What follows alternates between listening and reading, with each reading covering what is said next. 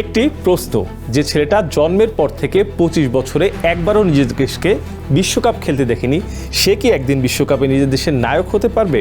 বলছি এরলিং হালান্ডের গল্প। শেষবার নরওয়ে বিশ্বকাপ খেলেছিল 1998 সালে। তখনও পৃথিবীতে আসেননি হালান্ড। বড় হতে হতে তিনি দেখেছেন মেসি, রোনাল্ডো, নেইমারদের বিশ্বকাপ, কিন্তু নিজের দেশের নাম নেই কোথাও। চাইলেই খেলতে পারতেন ইংল্যান্ডের হয়ে। বিশ্বকাপে খেলার পথটাও তবে হয়ে যেত খুবই সহজ, কিন্তু তিনি বেছে নিয়েছিলেন বাবার দেশ নরওয়েকে, একটা দল যাকে তখন ভুলেই গিয়েছিল সবাই। অনেকে বলেছিল হল্যান্ডের মতো স্ট্রাইকারও নাকি বিশ্বকাপে তুলতে পারবে না নরওয়েকে, কিন্তু বিশ্বাস হারাননি হালান্ড। 2026 বিশ্বকাপে বাছাই পর্বে একের পর এক গোল, মোট 16টি।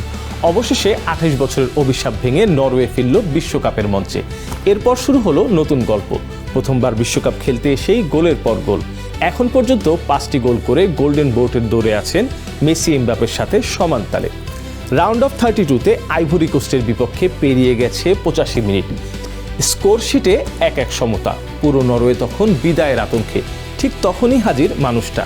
86 মিনিট, একটি দৌড়, একটি শট, একটি গোল। মুহূর্তেই বদলে গেল পুরো দেশের ইতিহাস।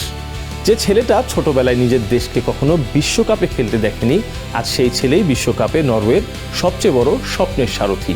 এ কারণেই নরওয়ের সমর্থকরা আজ গর্ব করে বলতে পারে, আমাদের দলে এমবাপ্পে, মেসি নেই, কিন্তু আমাদের একজন হল্যান্ড আছে।